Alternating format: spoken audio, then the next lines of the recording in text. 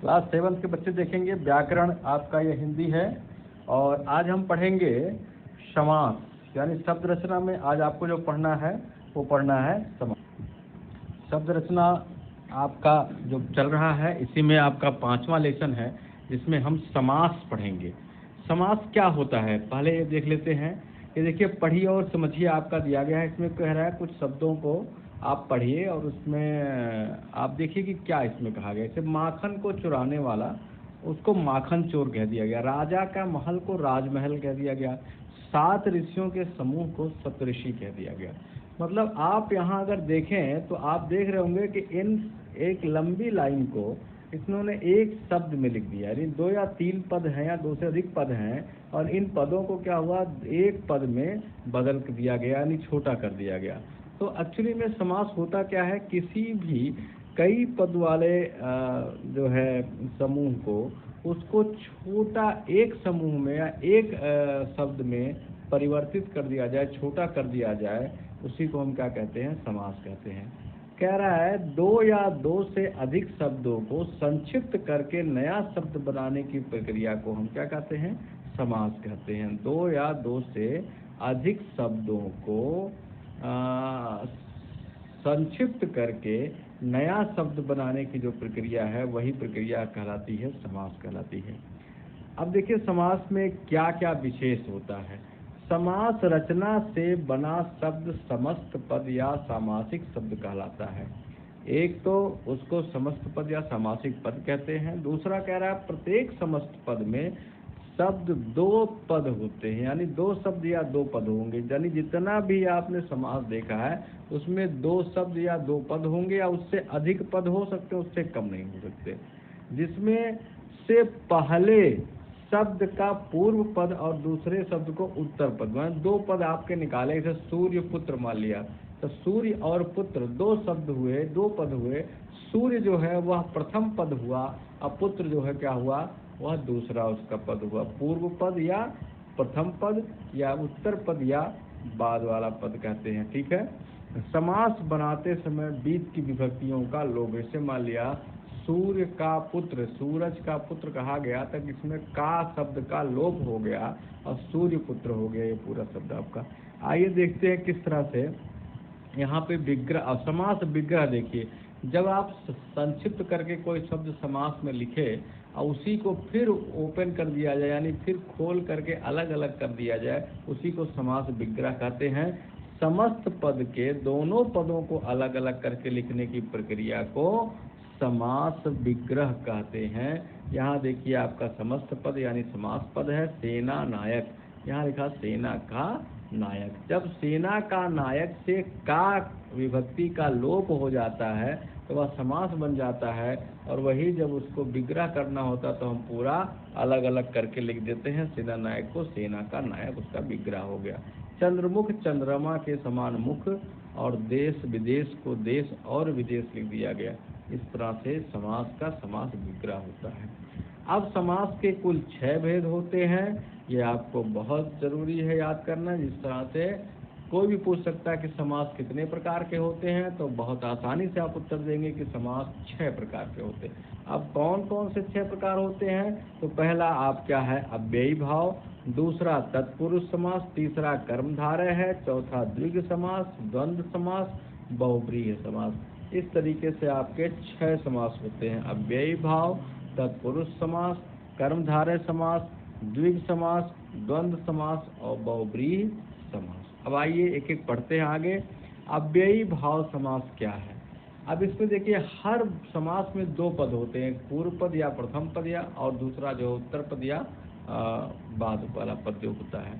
तो इन दोनों पदों में अव्ययी भाव समास जब हम लिखते हैं तो इसका पहला जो पहला पद होता है, प्रथम पद होता है, वही पद प्रधान पद होता है।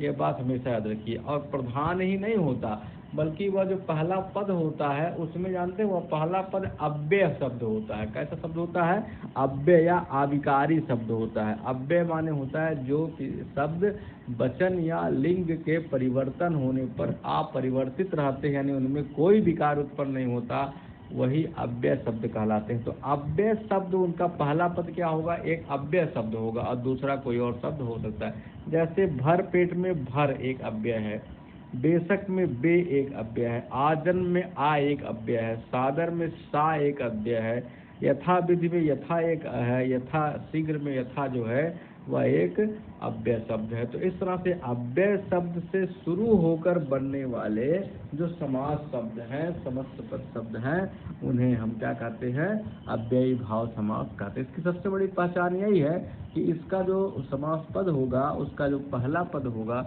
वह अव्यय होगा। ठीक, अब आइए दूसरा आपको देखते हैं तत्पुरुष समास। ये बहुत ही महत्वपूर्ण समास होता है। यह एक्चुअली में क्या होता है, इसमें कारक चिन्ह छुपे होते हैं। तत्पुरुष समास जब भी आप बात करेंगे तो कारक चिन्ह, कारक कितने प्रकार के होते हैं, 8 प्रकार के, कर्ता, कर्म, करण, संप्रदान, अपादान, संबंध और अधिकरण। तो आज हम पढ़ेंगे इसी चीज को कि तत्पुरुष समास में जो कारक चिन्ह होते हैं, अगर उन्हीं कारक चिन्हों का लोप कर दिया जाए, उसे गायब कर दिया जाए और उन बाकी पदों को जोड़ करके एक पद बना दिया जाए तो वही उसका समास होता है। आइए ध्यान से चल के देखते हैं। ये भी 6 प्रकार के होते हैं, ठीक है। और इसमें एक बात और है, इसमें प्रथम पद प्रधान नहीं होता, इसमें दूसरा वाला पद प्रधान होता है। देखिए, ये भी क्वेश्चन पूछता है आपका कि किसी भी समास में, मतलब बहुब्रीहि समास है, कर्मधारय है, तत्पुरुष है या बेभाव है, तो पूछ लेता है कि इसमें कौन सा पद प्रधान होता है। तो अव्ययी भाव में पहला पद प्रधान होता है, जबकि तत्पुरुष समास में दूसरा पद यानी उत्तर पद जो होता है वह क्या होता है, वह प्रधान होता है। अब इसके भी 6 विभक्तियां यानी 6 कारकों के नाते 8 में से एक कर्ता का कोई नहीं होता इसमें, क्या कहते हैं, और दूसरा जो लास्ट वाला है यानी जो आपका हे अरे ओ वाला एक है ना, मतलब जिसको हम कहते हैं संबोधन कारक। तो संबोधन कारक जो है वो आपका इसमें नहीं होता। बाकी 6 हैं आपके, कर्म है, करण है, संप्रदान है, अपादान है और संबंध और अधिकरण। इसके आपके उदाहरण यहाँ पे मिलेंगे। तो आइए एक एक करके पढ़ते हैं इन 6 को। पहले कर्म तत्पुरुष का, इसमें कर्म कारक की विभक्ति को का लोप होता है, यानी को आता है और को का लोप करके हम उन दोनों शब्दों को जोड़ देते हैं। इस तरह से नया एक समासिक पद बनता है, उसे हम तत्पुरुष समास कहते हैं। और वो भी कौन सा तत्पुरुष, कर्म तत्पुरुष समास कहते हैं। ठीक है, जैसे आपका जेब कतरा, तो जेब को कतरने वाला, ये जेब कतरा है। तो यहाँ को जो विभक्ति है वो दर्शा रही है कौन सा, कर्म कारक विभक्ति, इसलिए ये कर्म तत्पुरुष होगा। शरणगत, शरण को आया हुआ, ये शरणागत, ये भी आपका कर्म तत्पुरुष है। स्वर्गगत, स्वर्ग को गया हुआ, यह भी आपका। गगन चुंबी, गगन को चूमने वाला, यह भी आपका क्या है, कर्म तत्पुरुष है। इसी तरह से करण में जो है देखिए, इसमें से विभक्ति या के द्वारा विभक्ति आती है। जैसे तुलसी कृत, तुलसी के द्वारा, कृत यानी तुलसी के द्वारा लिखा गया, तो यहाँ आपका क्या हो जाएगा, करण हो जाएगा। भूख मरा, भूख से मरा हुआ, यहाँ से है, विभक्ति आपकी करण की है, इसलिए यहाँ भूख मरा जो है करण तत्पुरुष समास हो जाएगा। गुणयुक्त, गुणों से युक्त, मन माना, मन से माना, ये सारे जो है आपके। इसी तरह संप्रदान में के लिए शब्द आता है, इसका जो विभक्ति है संप्रदान का वो है के लिए। तो जैसे अगर कोई के लिए आता है, जैसे देशभक्ति, देश के लिए भक्ति, तो यहाँ देशभक्ति शब्द जो है वह संप्रदान तत्पुरुष समास है। और सत्याग्रह, सत्य के लिए आग्रह, यह भी आपका संप्रदान तत्पुरुष समास है। इस तरह से आप देखेंगे हथकड़ी, गुड़ दक्षिणा। अपादान में क्या होगा, से इसमें भी होता है पर इसमें अलग होने के तात्पर्य में होता है, यानी इसे लगता है कोई चीज एक स्थान से दूसरे स्थान में अलग हो रही। जैसे पथ भ्रष्ट, पथ से भ्रष्ट, यानी पथ कहीं और है, ये व्यक्ति जा कहीं और है, पथ से अलग हो रहा है। ऋण मुक्त, ऋण से मुक्त, यानी जिसके ऊपर कोई ऋण ना हो, ऋण से मुक्त हो रहा है। देश निकाला, देश से निकाला, यानी देश छोड़कर जा रहा, देश से निकाला जा रहा है। धनहीन, धन से हीन, इसके बाद धन जो है उससे दूर जा रहा है। तो यहाँ जहाँ अलग होने का प्रतीत हो, वो से विभक्ति में वहाँ अपादान कारक होता है, और उसी तरह से अपादान तत्पुरुष ये समास हुआ। संबंध तत्पुरुष में क्या होता है, संबंध के लिए का, के, की, ये इसकी विभक्तियां हैं। जैसे राजा का कुमार राजकुमार, सिर दर्द सिर का दर्द, नियमानुसार नियम के अनुसार, घुड़ दौड़ घोड़ों की दौड़।